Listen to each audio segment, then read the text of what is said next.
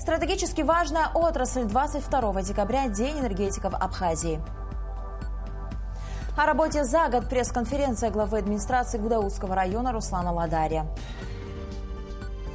Готовы ли городские службы к зимней непогоде? Журналисты выслушали столичных коммунальщиков. Сегодня профессиональный праздник работников энергетической отрасли Абхазии, стратегически важный для республики.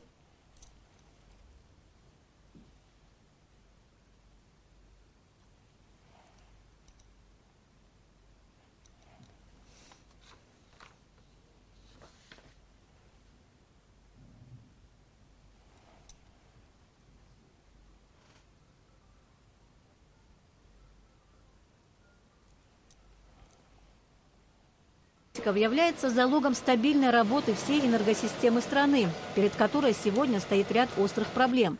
Главная из них – изношенность и ветхость сетей и оборудования. У 90% энергетического комплекса в Абхазии срок износа составляет более 50 лет. Энергетическое хозяйство страны включает в себя большие подстанции, магистральные линии, трансформаторы и сети. Все подстанции находятся в работе, их более 40. Это подстанции от 35 киловольт и выше, до 220. Но вопрос в том, что и они в большинстве своем очень старые. К тому же потребление электроэнергии в Абхазии ежегодно растет. Зачастую сети не справляются с такими нагрузками, что приводит к перебоям в подаче электричества населению.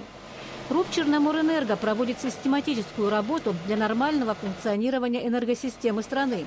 Но здесь еще проблема с финансами, так как платежная дисциплина в государстве не налажена. Еще одна проблема отрасли – нехватка квалифицированных специалистов. Более того, ряд необходимых специалистов отсутствует вообще. По инициативе Черноморэнерго для решения этой проблемы Абхазский государственный университет подписал рамочное соглашение о взаимодействии с Московским энергетическим институтом. В целях содействия социально-экономическому развитию Республики Абхазия в области электроэнергетики 9 декабря в рамках межправкомиссии было подписано соглашение между Республикой Абхазия и публичным акционерным обществом «Российские сети».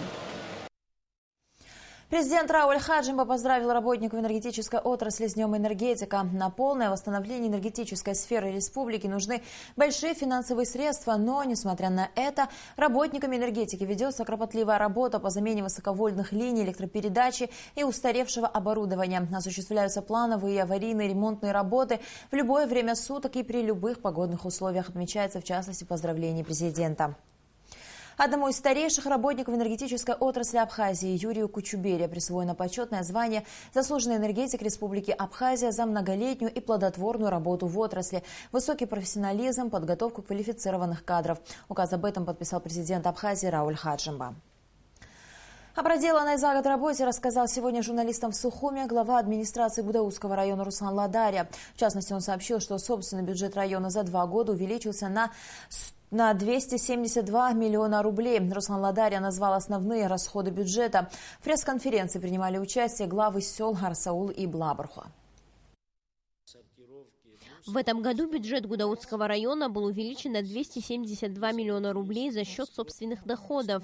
Этот показатель значительно выше прежних лет. По словам Руслана Ладария, именно из этих средств выплачивается зарплата бюджетникам района.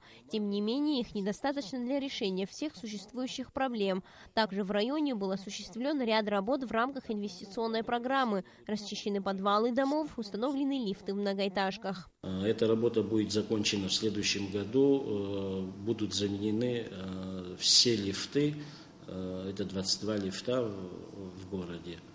Вот. Еще по инвестпрограмме у нас проходят работы по замене труб водоснабжения в одном из районов города, это Замостянский край. Я думаю, в течение 2-3 месяцев эти работы будут завершены. В общем, год мы считаем удачный в этом отношении, потому что очень много работ было сделано и по селам, и по городу делалось и делается. Надеемся, что в следующем году, даже уверены, наш бюджет увеличится. На сегодняшний день половину бюджета района составляют доходы от Рицинского реликтового национального парка и Новоафонской пещеры. В 2013 году Рыцинский национальный парк при плане 7 миллионов сдали 8 миллионов. Да. Пещера 16. Это 13-й год. 14-й год. Рица 9 миллионов. Пещера 15 миллионов. И 15-й год, я как говорил, 87 миллионов. Также в районе в последнее время активно идет строительство гостиничных комплексов. В этом сезоне открылись 450 новых мест размещения туристов. В следующем году, я думаю, успеют к сезону 758 дополнительных мест будет. Это по всему району, включая город Новый Афон. Это дополнительные, это основные источники доходов в гудаутский бюджет. В течение 2 лет в нескольких селах района было заменено более 80 километров трубопровода. Тем не менее, сегодня и в городе, и в селах существуют проблемы с водой, электричеством и качеством дорог. К большому сожалению, канализация у нас в городе, канализация не работает уже несколько лет. Это очень большая проблема. Мы в следующем году по инвестпрограмме тоже будут масштабные работы по замене насосных трубопроводов. Плюс будут масштабные работы начнутся. В 2017-2018 году планируется завершение этих работ. Это водоснабжение района в целом и города. Мы своими силами, своим бюджетом сделали немало в селах по водоснабжению, но есть моменты, где не только наш бюджет, но и республиканскому бюджету будет сложно, потому что это очень масштабные проекты. По словам Руслана Ладария, все эти работы уже заложены в план инвестиционной программы. Районная администрация планирует начать работы уже в следующем году. Уже сделаны сметно-проектные документации. Для каких-то работ делаются, какие-то уже прошли экспертизу и здесь у нас, и в Абхазии, и в России. И в начале следующего года пойдет финансирование по этим объектам. И я думаю, что работы начнутся. По словам главы администрации села Арсаул Анзора Сакани, в течение года была проведена большая работа. Произведен косметический ремонт одной из школ. Население обеспечено водой. На сегодняшний день проблемы существуют только с электричеством. Тем не менее, глава села заверил, что и эта проблема будет поэтапно решаться. Проложили около 2 километров водопроводной трубы. Насосы поставили, осталось только запустить эти насосы. И самое важное, я считаю, что было сделано, благодаря помощи администрации нашего района, мы начали ремонт стадиона в этом году. Эта проблема, этот вопрос все время поднимала наша молодежь нашего села. И к счастью, в этом году было отпущено нам 750 тысяч рублей. Практически работы мы уже выполнили наполовину, и на будущий год мы завершим работы. Совсем скоро в Гудауте появится предприятие по сортировке мусора, а городские свалки будут очищены. Руслан Ладария также рассказал о том, какие меры принимает руководство района по борьбе с преступностью. Мы в прошлом году в конце установили камеры видеонаблюдения хорошего качества по городу. 16 камер. Будем доводить их до 32. И эти камеры тоже поработали и принесли определенный результат. Я это тоже все сейчас не хочу говорить, но есть уже результат работы этих камер.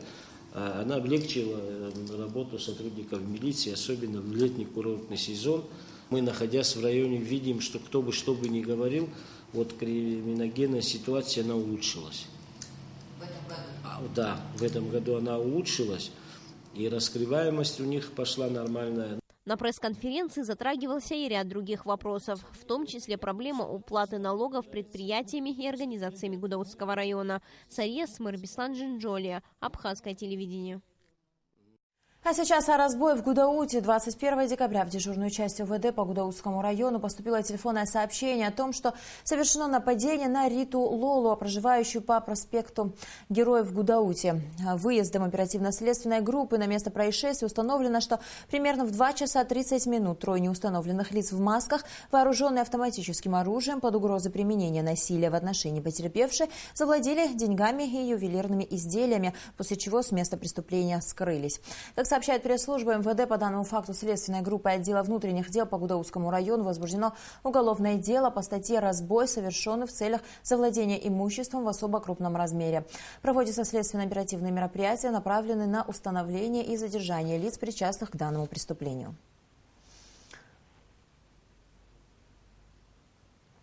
Глава столичной администрации Адгур Харазия подписал распоряжение о подготовке городских служб к работе в зимний период 2016-2017 годов. И сегодня на тему готовности городских служб по холоданию к зимнему периоду сегодня в Сухуми прошла пресс-конференция руководителей коммунального управления, СУЭС, жилищного управления, а также троллейбусного управления. Подробности в материале Ренаты Шакая. В зимний период усилен контроль за работой коммунальных служб. На случай гололедицы высыпан песок вдоль центральных трасс на спусках, подъемах и оживленных перекрестках. Расчищаются ливневки, выявляются аварийные деревья для своевременного спиливания. Именно такие задачи стоят перед коммунальными службами столицы в зимний период. Зеленому хозяйству были даны поручения, чтобы на этих центральных дорогах, как Эшба, Дзидзария, они проводили работы по выявлению аварийных деревьев, для того, чтобы они во время снегопада не падали на дороги, не повреждали там сети и те же самые троллейбусные освещения. В данный момент такие работы проводятся по Кодорскому шоссе. Они выявляют также деревья, занимаются обрезками этих деревьев и веток. Дальше будут проводиться такие же работы по улице Лакоба, по улице Ардзма и по остальным центральным дорогам. В случае, если осадки в виде снегопада выпадут больше нормы этой зимой, то будет производиться своевременная уборка снега с крыш домов, расчистка дворов. Такая работа проводится вручную. Специальной техники у городских служб нет. Это первоочередные задачи домоуправления жилищного управления столицы. Домоуправления, в общем-то, готовы к тому, чтобы устранять какие-то природные последствия природных явлений. Ведь бывает не только снег, бывает не только дождь, бывают еще случаи, на фоне прошедшего урагана у нас были сорваны крыши. То есть бывают такие форс-мажорные ситуации, когда приходится мобилизовывать все силы. Уровень напряжения электросети достаточно низкий. Иногда он опускается до 140 вольт, а то и ниже. Специалисты утверждают, что на данный момент нет возможности обеспечить население качественной энергией. В связи с похолоданием нагрузка на электросеть возросла на 12-13%. Было очень много аварий. Буквально за вчерашний день у нас вышло из строя 3 трансформатора. Было 4 кабельных повреждения. Это все, что пришлось нашим сотрудникам вчера делать, ремонтировать, менять, приводить в порядок для того, чтобы подать людям электроснабжение. На сегодняшний день, если говорить о подготовке нашей к осенне-зимнему максимуму для прохождения, у нас создан аварийный запас, небольшой, но он есть у нас. Глава администрации города Адгур Афетович нам помог финансово. Были приобретены трансформаторы новые для замены в случае выхода из строя, находящихся в эксплуатации. Ситуация с обеспечением транспортом населения столицы в зимний период непростая. Ни один руководитель никогда так просто троллейбус, чтобы не работал, стоял в депо, такое не позволит. Мы работаем на благо народа. Этот вид транспорта зависим, могу смело сказать, на 100% от электроэнергии. 4 троллейбуса. В этот день я 31-го не выпускаю до 8 часов. С 8 часов до утра они будут курсировать по всем маршрутам. 1, 2 и 3. Поскольку более востребованный маршрут – это 1 маршрут. И там 2 троллейбуса будут, а по остальным железнодорожный поселок. И сколько у нас укороченный маршрут по Маяку, Хубун, рынок будет один троллейбус. И все же, несмотря на всю сложность ситуации, жилищно-коммунальные службы Сухума стараются быть готовыми к зимней непогоде. Во всех муниципальных управлениях сформированы бригады, оснащенные имеющейся техникой. Рената Шакай, Тимур Гугохи, Абхазское телевидение. Серьезное ЧП произошло в ночь на 22 декабря в столице. Был совершен поджог одного из административных зданий Сухумского водоканала. Злоумышленники выдавили окно помещения и попытались уничтожить документы. Вспыхнул пожар, который удалось потушить силами работников водоканала и подоспевших сотрудников МЧС. Пострадавших нет. Все происходящее зафиксировали камеры видеонаблюдения, которые не прекратили съемку, даже когда вспыхнул сильный огонь. Кому понадобилось поджигать столичный водоканал? Есть ли подозреваемые? Обо всем подробнее расскажет Нис Фаршба. О том, что здесь совсем недавно полыхал огонь, напоминают лишь расплавленный потолок, обугленный стол и обгоревшие документы. Работники водоканала до сих пор не могут поверить, что кто-то решил уничтожить недавно отремонтированное помещение. Ценных вещей здесь не было, всего лишь документы, техника, ничего секретного. Мзия Квинадзе пришла на работу самой первой. Вставила ключ в замок, распахнула дверь, и на нее повалил дым. Я увидела, что весь дым здесь. Открыли окна, стали ветрать, видим, что горит. У начальника абонентного отдела стол горел, помимо этого была дверь взломана в абонентный отдел. Здесь сделано с какой-то целью, которому не нужна родина, для него нет Абхазии родиной этой. Я так считаю. Этот не человек, не любитель своей родины. По словам сотрудников водоканала, камеры зафиксировали двоих злоумышленников. Один пытался проникнуть в главное административное здание предприятия. Он старался попасть вот в этот кабинет, где находится центр всех камер видеонаблюдения. Но осуществить задуманное ему не удалось. Соседи, услышав странные звуки, включили свет и спугнули поджигателя. А вот второй оказался проворнее. В помещение он забрался вот по этой крыше. Выдавил окно, проник внутрь, взломал дверь в абонентский отдел и поджег все, что подвернулось под руку. Пострадало множество документов в бумажном виде, но информация водоканала осталась в целости и сохранности, в электронном виде. Данные в бумажном виде сгорели, но у нас все хранится в базе данных в компьютерах, компьютера целые, поэтому вся база сохранилась. То есть ущерба такого в плане информации, которая нам нужна, мы не понесли. В бумажном виде сгорело, конечно, это тоже мы как архив хранили, к сожалению, сгорело. Видео с камер наблюдения изъяли сотрудники милиции, которые проводят все необходимые следственные действия для установления личностей злоумышленников.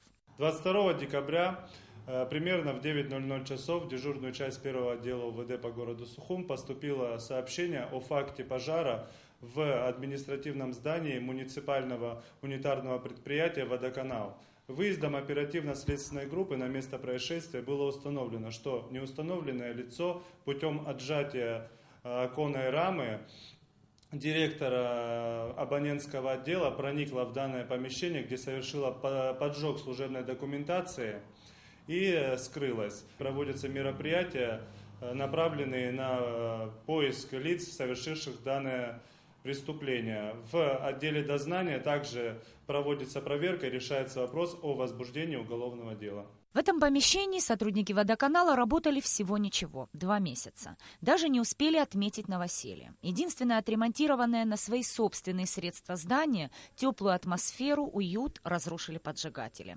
А последствия, равно как и запах гари, сотрудникам придется разгребать еще очень долго. Нис Фаршба, Саид Айба, Абхазское телевидение. Госкомитет по репатриации и Абхазский культурный центр в столице Иордании Аммане подписали соглашение о сотрудничестве. В Иордании проживает большое количество этнических абхазов. Большая их часть посещает национальные мероприятия. Налаживание контактов будет способствовать возвращению соотечественников на историческую родину, уверен в ведомстве. Делегация из Абхазии на днях посетила Иорданию с рабочим визитом. В рамках поездки состоялись встречи с представителями абхазской диаспоры. Члены делегации участвовали в выборах состава Абхазского культурного центра в Иордании, который был образован в Аммане в 2008 году. До этого абхазская диаспора была составной частью единой черкесской диаспоры в Иордании. Целью нашей поездки изначально было посетить выборы, которые состоялись в Абхазском культурном центре Аль-Диван Аль-Абаза в городе Амман. Это центр, который объединяет всех представителей именно абхазской национальности. Во время участия на этих всех мероприятиях мы подписали соглашение, в котором важными направлениями является в первую очередь поддерживать связь с нашими соотечественниками, живущими за рубежом. Это налаживание контактов в культурно-массовых мероприятиях. Основная наша задача – поддержать связь и расположить нашу диаспору сюда, на родину, в Абхазию. И в завершении выпуска о погоде. По сообщению гидрометеослужбы, завтра в Абхазии ожидается небольшая облачность без осадков. Температура воздуха ночью 3,5, днем 8-10 градусов. Температура морской воды 10 градусов.